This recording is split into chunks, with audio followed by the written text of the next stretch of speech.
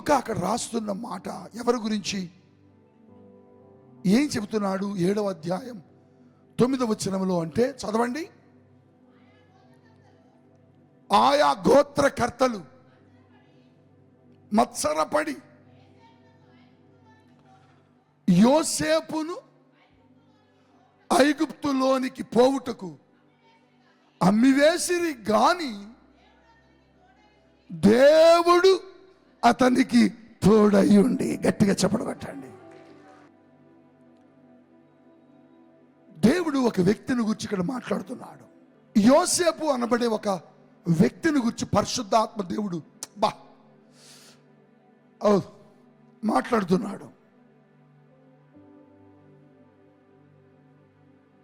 ఆయన కట తన అన్నదమ్ములు, తన సహోదరులు, తన కుటుంబీకులు ఐగుప్తునకు అమ్మివేశారట.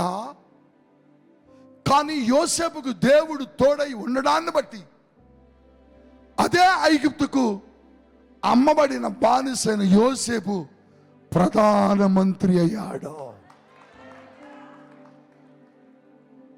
మీరు ఆదికాండము చదువుతున్నప్పుడు కనబడింది. రాజు తన ఉంగరమును తీసి యోసేపునికి తొడిగి తనకున్న ప్రతి అధికారమును యోసేపుకిచ్చి అతనిని ఐగుప్తు దేశము మీద రాజును చేసెను అని మనం బైబిల్లో చదువుతాం. దేవునికి స్తోత్రం చెప్పగలరా? యోసేపట రాజు అయ్యాడట. ఎందుకు రాజు అయ్యాడు? ఎందుకు రాజు అయ్యాడంటే యోసేపుకి దేవుడు తోడుగా ఉన్నాడు కాబట్టి. దేవునికి స్తోత్రం. దేవుడు ఒక వ్యక్తికి తోడై ఉంటే ఆ వ్యక్తి చరిత్ర మొత్తం మారిపోద్ది. హల్లెలూయా. ఇతడు ఎవరంటే ఒక బానిస, దేశానికి అమ్మబడిన ఒక బానిస. ఈ బానిసను దేవుడు ఏం చేశాడని బైబిల్లో రాస్తున్నాడంటే ఐగుప్తు దేశమునకు, అమ్మబడిన దేశమునకు అధికారిని, ప్రధానమంత్రిని దేవుడు చేశాడట.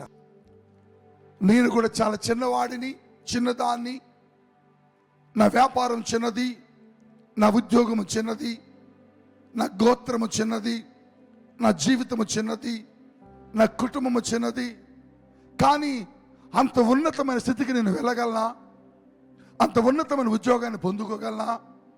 అంత ఉన్నతమైన కృపలోకి నేను వెళ్ళగలనా అని నువ్వు అప్పుడప్పుడు సందేహిస్తావు, భయపడతావు, బాధపడతావు.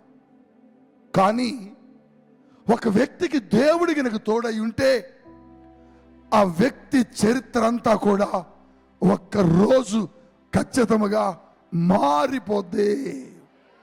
హల్లెలూయా, హల్లెలూయా. ఎవరైనా బానిస, బానిస అంటే ఎవరో తెలుసా మీకు? వెట్టి చాకరీ చేయడానికి, ఇంట్లో పని చేయడానికి, ఇల్లు ఓడవడానికి, బట్టలు ఉతకడానికి, రకరకాల వెట్టి పనులు చేయడానికి అమ్మబడతారు కొంతమంది.